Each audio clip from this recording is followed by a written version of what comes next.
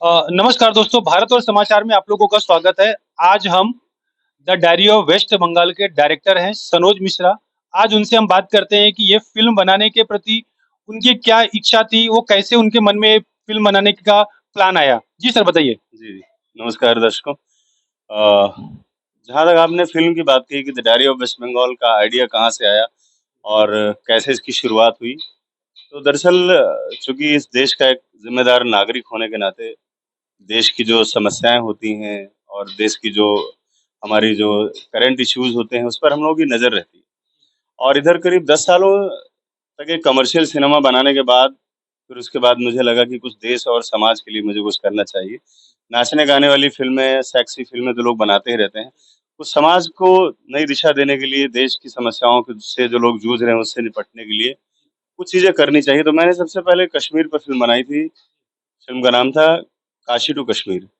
लेकिन ये फ़िल्म आने के बाद जो इनकी फ़िल्म थी अग्निहोत्री जी की, तो अभी फ़िल्म होल्ड पे हो गई, लेकिन मेरी फ़िल्म उनके पहले से तैयार हो गई थी। उसके बाद जो देश का सबसे इस वक़्त बीमार हालत में जो हमारा राज्य है, वो है बंगाल। बंगाल की हालत किसी से छुपी हुई नहीं है, लेकिन वहाँ पर जो तानाशाही, वहाँ की जो सरकार, वहाँ का जो मीडिया, वहाँ का जो सिस्टम ऐसा बना हुआ है कि कोई कुछ बोलना नहीं चाहता, कोई कुछ कहना नहीं चाहता। तो मुझे लगा कि मेरे लिए एक चैलेंज है और एक देश का ज़िम्मेदार नागरिक होने के नाते, एक फ़िल्मकार होने के नाते, मुझे इस पर काम करना चाहिए।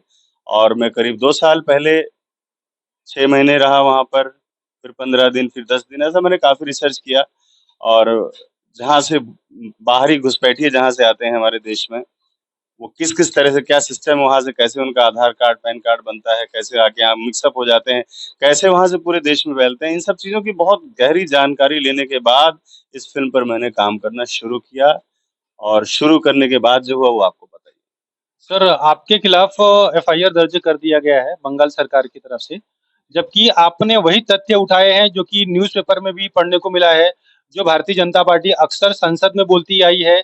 अक्सर बड़ी-बड़ी जनसभाओं में भारतीय जनता पार्टी ने ये चीज़ बताया है और जो बीजेपी के बड़े-बड़े नेताओं ने ये बात उठाई थी कि कम से कम 3 करोड़ बांग्लादेशी और रोहिंग्या बंगाल में घुस गए हैं और उसको ममता बनर्जी जी सपोर्ट कर रही हैं। उस पे क्या कहना चाहते हैं?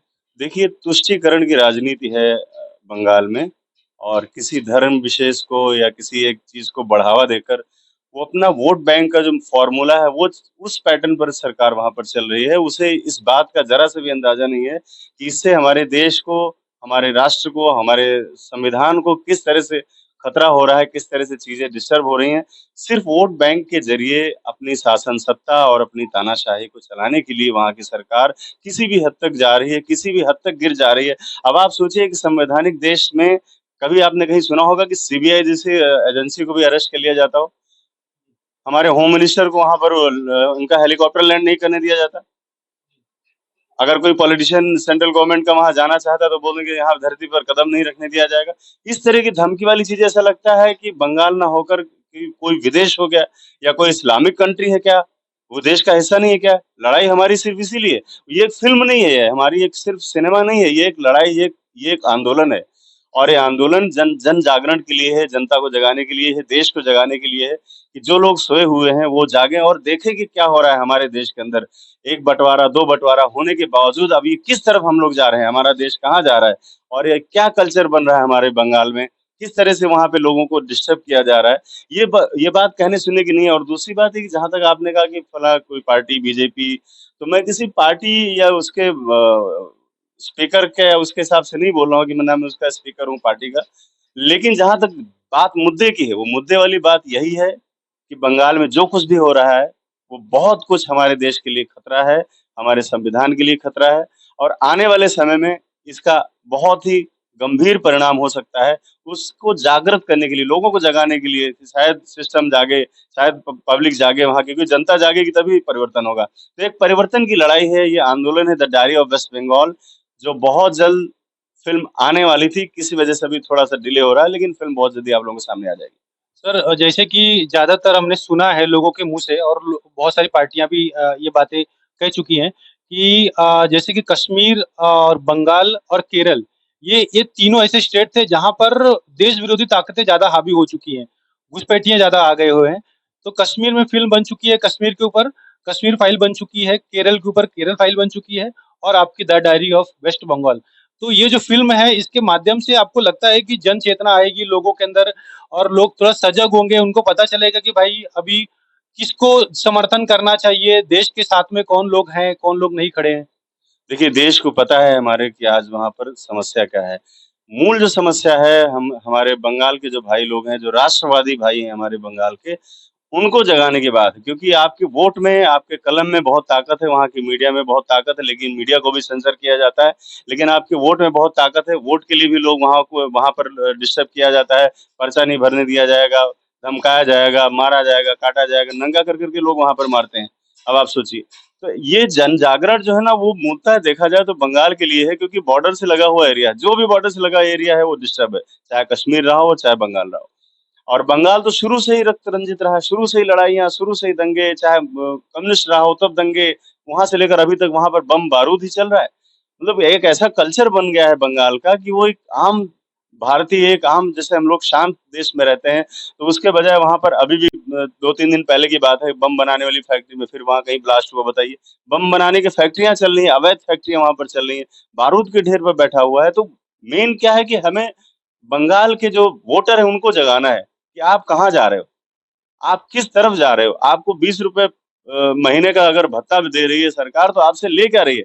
आपका तो सारा कुछ छीन ले रही है सरकार। आप आपकी स्वतंत्रता छीन रही है। आपका वो अच्छा लाइफ़स्टाइल नहीं दे पा रही है आपकी गवर्नमेंट वहाँ की, खाली ₹20 में आपको देती है तो आप उसके लिए खुश हैं। ये मैसेज लोगों में, ये जन जागरण लोगों में आना चाहिए तब पब्लिक बदलेगी। जब पब्लिक का माइंडसेट बदलेगा, तब सत्ता बदलेगी और सत्ता का बदलाव होना बहुत ही ज़रूरी है। इसलिए क्योंकि जो भी सरकारें आ रही हैं, अच्छी सरकार वहाँ पर आए, जो लोगों के लिए काम करे, लोगों की भलाई के लिए काम करे, घुसपैठ रोके, घुसपैठियों को बढ़ावा ना दे और इस तरह से वोट बैंक की पॉलिटिक्स ना करे। वैसी सरकार के गठन के लिए लोगों को आगे आना चाहिए। सर, जैसे कि आपने बताया घुसपैठ को रोकना है, तो घुसपैठ को रोकने के लिए बीच में एक बिल आया था, जो कि सीएए और एनआरसी बिल था, जिसमें एक प्रावधान था कि जो बांग्लादेशी घुसपैठिए वहाँ पर आए हुए हैं, रोहिंग्या आए हुए हैं, उनको सीएए और एनआरसी के माध्यम से उनको बाहर किया जाएगा। तो आपको क्या लगता है कि सीएए और एनआरसी बंगाल में लागू होना चाहिए? देखिए, वो तो पूरे देश में लागू होना चाहिए। देश हित में है, राष्ट्र हित में है वो और जो लोग इसका विरोध कर रहे हैं, आप उनके मंसूबे देख लीजिए क्या हो सकते हैं। बंगाल में सबसे ज़्यादा विरोध हुआ, वहाँ की सरकारों ने विरोध किया कि हम यहाँ पर लागू नहीं होने देंगे। क्यों नहीं होने देंगे भाई? हम अपने देश के लिए जो हमारे संसाधन है, जो हमारा पब्लिक हमारी यहाँ पर जो टैक्स पे करती है, वो हमारे अपने लोगों के लिए, हमारे देश के लोगों के लिए, विदेशी लोगों के लिए नहीं है। आप उसको एक अलग तरीके का हथियार बनाकर, वोट की पॉलिटिक्स बनाकर आप बोलोगे नहीं विदेशियों के लिए भी ये जगह है। तो हमारे पास इतने संसाधन, सबसे पहला हक हम भारतीयों का है उस पे। और जिस तरह से जहाँ पर भी विरोध होता है सीएए और एनआरसी का, तो ये आप मान के चलिए कि वहाँ पर उनका अपना कुछ निजी निहित स्वार्थ है वरना अगर देश हित की वहाँ जहाँ पर बात आएगी वहाँ पर कभी भी सीएए और एनआरसी का विरोध नहीं होगा, मेरा सर, मानना एक एक और सवाल सर कि आपने इतनी अच्छी फ़िल्म बनाई है, ट्रेलर से ही पता चलता है कि फ़िल्म बहुत ही सही तथ्यों पर बनाई गई है। तो आपको लगता नहीं कि सर भारत सरकार को थोड़ी आपकी मदद करनी चाहिए? क्योंकि आप वही मुद्दे उठा रहे हो जो देश हित में है और अधिकांश देश की जनसंख्या, जो देश के लोग हैं, वो समझ रहे हैं कि इस बंगाल में क्या चल रहा है। है। देखिए, इस फ़िल्म के बाद जब ये सब बवाल हुआ है, तो उसके बाद से मेरी लाइफ़ में भी बड़ा चेंजेज़ आया है। बहुत सारे तनाव मैंने देखे दुनिया में रहते हुए मतलब और सबसे बड़ी बात ये रही कि मैंने देखा कि जो एक मीडिया में बूम आया था, उस बूम के बाद बहुत सारे लोग, बहुत से संगठन सब आए कि मैं आपकी हेल्प के लिए आप बहुत अच्छा काम कर रहे हैं। लेकिन 2-3 दिन के अंदर ये सब सफाया हो गया।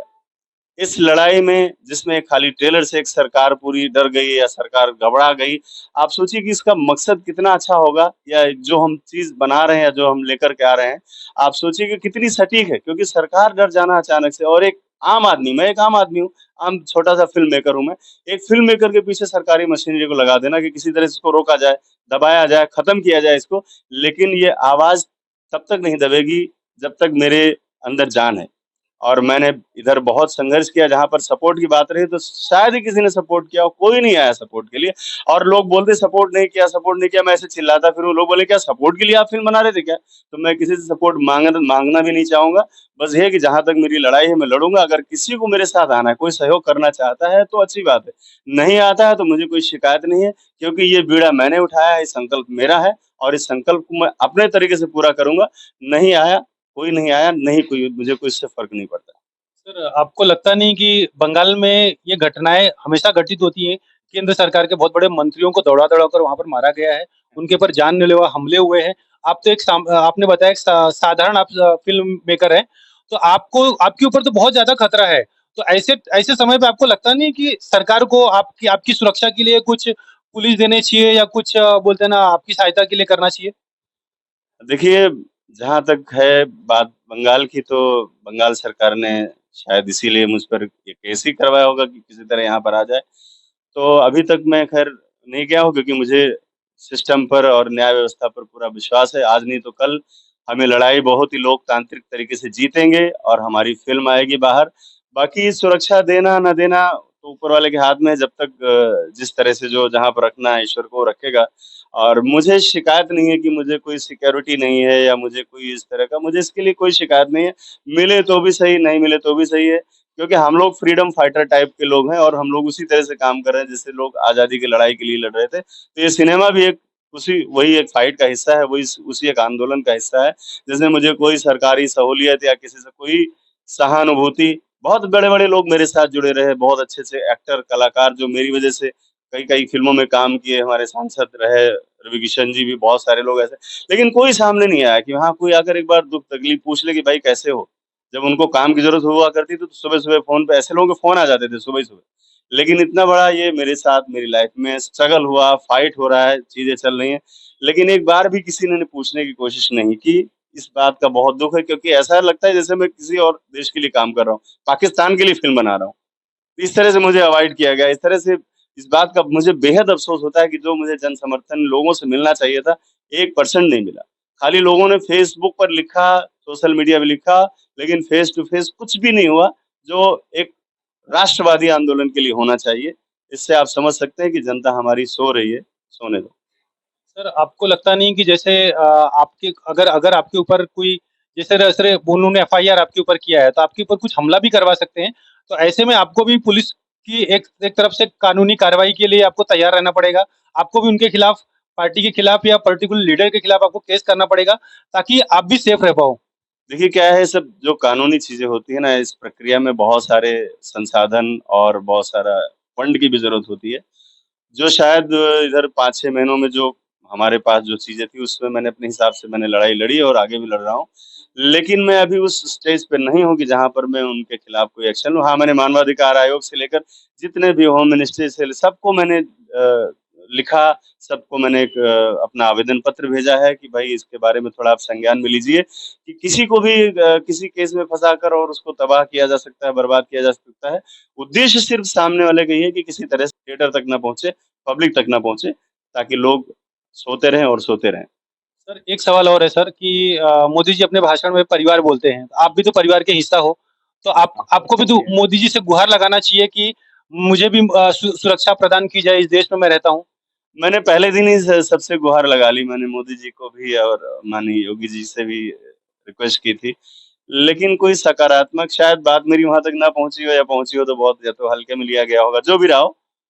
लेकिन मुझे कोई शिकायत नहीं है किसी से, और मैं अपने काम को अच्छे से अंजाम दूँगा।